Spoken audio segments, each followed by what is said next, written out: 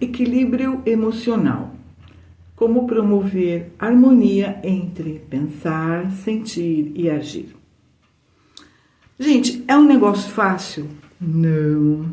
Aliás, esse livro, eu estou mostrando esse livro com capinha nova, tá? Mas ele já tem várias edições e agora eu reeditei o livro a nível independente, né? E, claro, fica aí a opção de você adquirir direto aqui comigo ou no e-mail vendas@sinalverdelivros.com.br com Mário Suriani. Eu quero ler um trechinho de um dos capítulos que diz o seguinte: equilíbrio emocional não significa ser calmo, sereno, pacífico. Controle e equilíbrio emocional não significam não sentir, ser um robô ou absolutamente racional. Controle emocional não significa não ser humano. Pelo contrário, estamos encarnados aqui justamente para trabalhar nossas emoções egóicas e evoluir a partir disso. Por isso, fique tranquilo, é normal ter emoções negativas. Gente, é muito interessante que muita gente me pergunta. É comum, sabe? Uma vez uma pessoa chegou para mim e disse: Lourdes, eu preciso te perguntar, é normal ter ódio do bebê?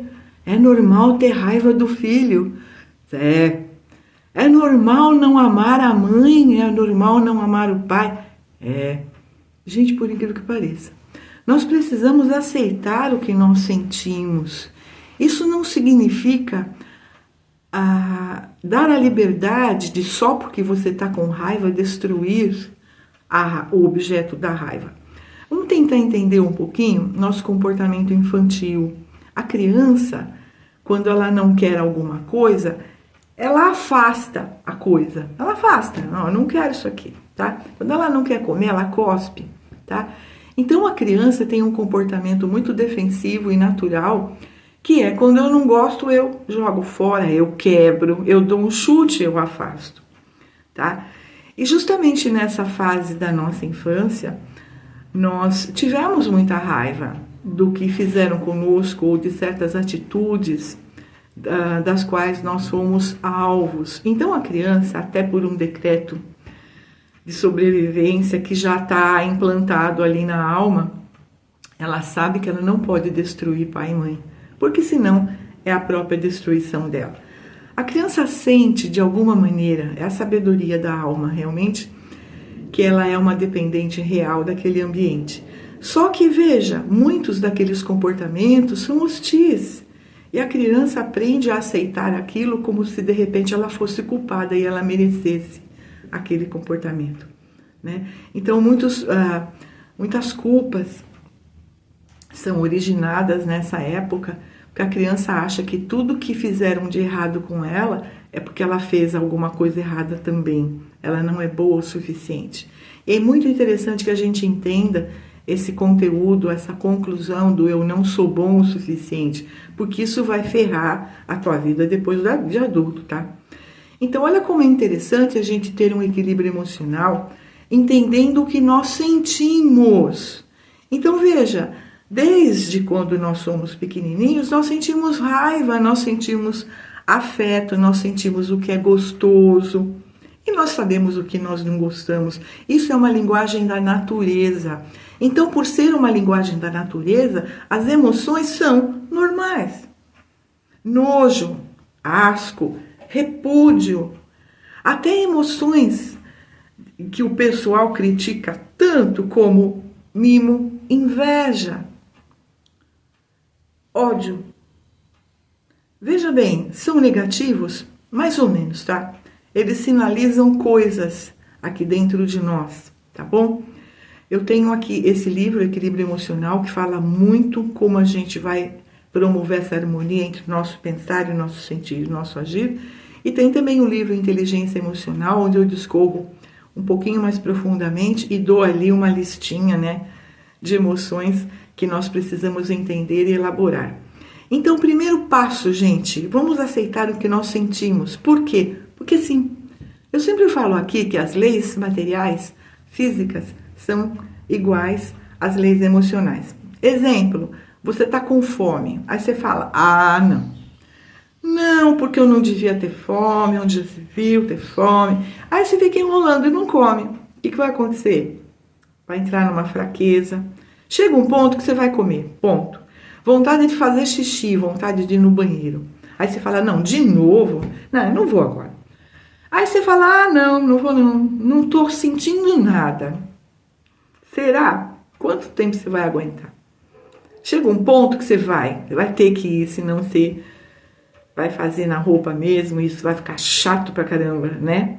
Por pura teimosia, gente. Então, sede, fome, sono, a gente consegue ludibriar o sono, toma meio bule de café, sabe? Toma um energético, mas chega uma hora que você tem que dormir, ponto.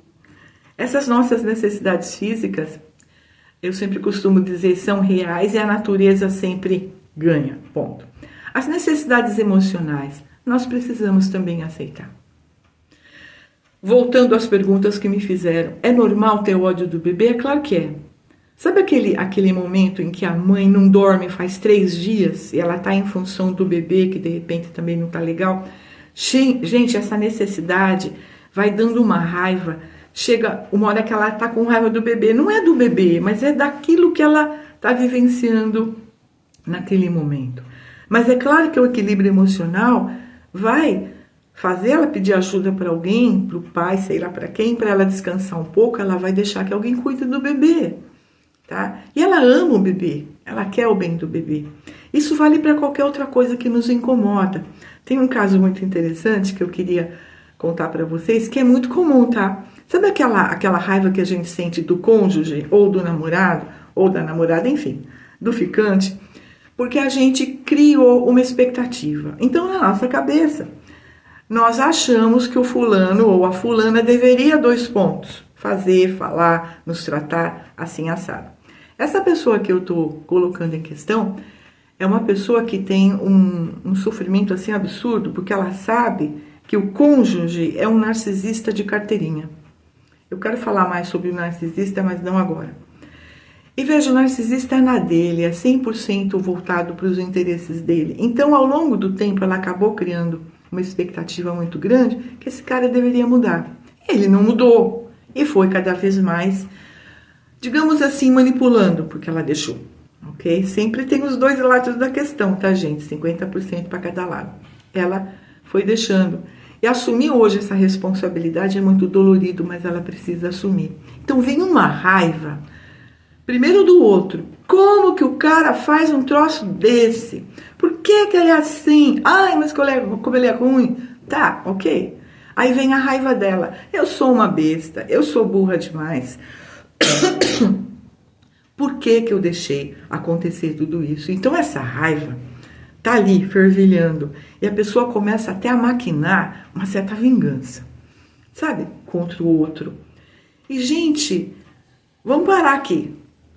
Aceita as emoções, eu tô com muita raiva do outro e de mim porque criei expectativas, porque fiquei às ordens. Aceita primeiro, aceita. Eu tenho o direito de ter raiva? Sim. Segundo passo, vamos elaborar. Elaborar é ver o sentido da história. Eu sabia. Eu criei toda a expectativa até porque eu acreditei. Sabe aquela crença interna que a gente pode mudar o outro, que se a gente amar muito e cuidar bastante, o outro vai fazer o que a gente quer. Então são crenças, posturas que a pessoa precisa elaborar dentro dela. Fui eu que criei a expectativa. Eu é que me sacrifiquei demais, me doei demais e agora eu estou esperando de volta porque eu estou frustrada e estou com raiva porque não está vindo.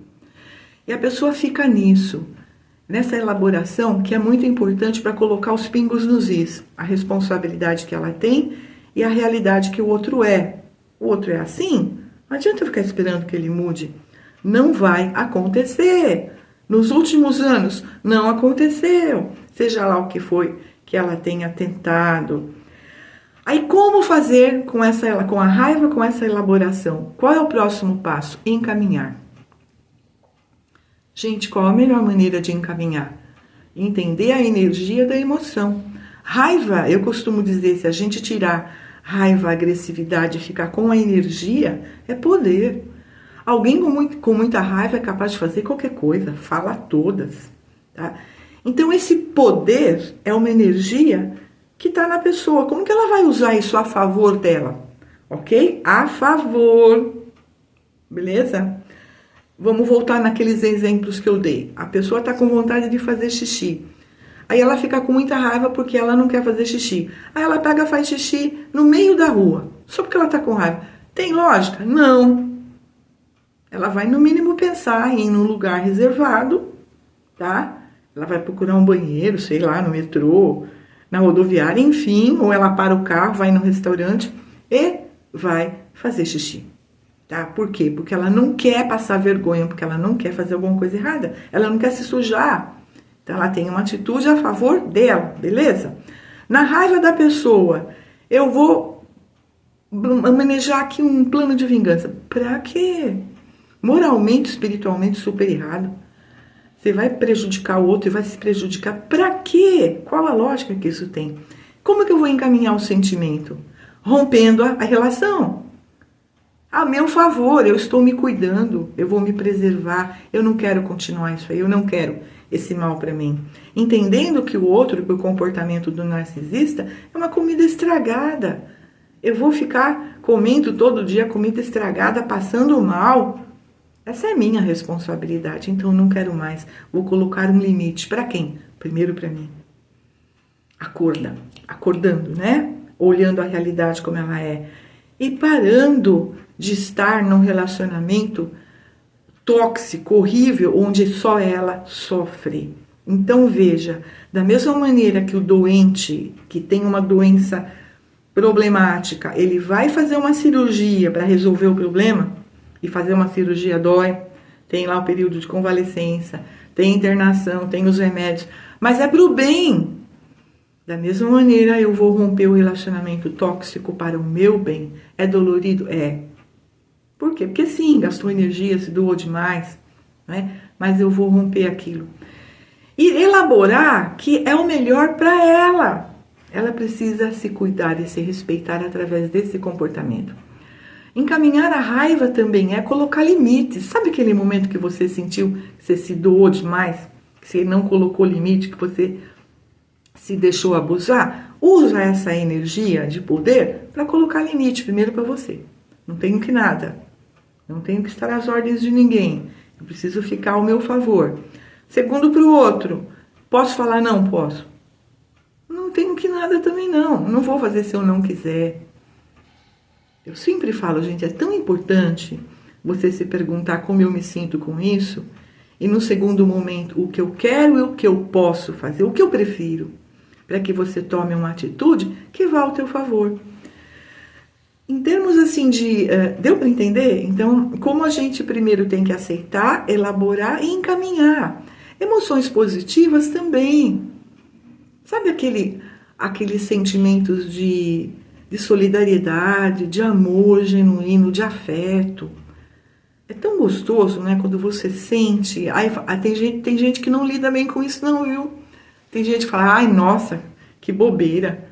Agora eu vou ser palhaço dos outros. A pessoa se condena. Aí vem uma outra emoção, que é da extrema vaidade, do orgulho. Eu recomendo de novo que você leia o livro Inteligência Emocional e Autoestima, para você saber como é que você lida com essas outras emoções, mesmo que pareçam positivas. Nem todos encaram dessa maneira. E tem uma dificuldade legal de dizer eu amo você. Incrível, né? Tem gente que tem dificuldade de expressar o amor, o afeto, porque acha que vai estar na mão do outro. Sabe aquela história do orgulho? Ah, se eu falar que eu gosto dela, pronto, tô na mão dela.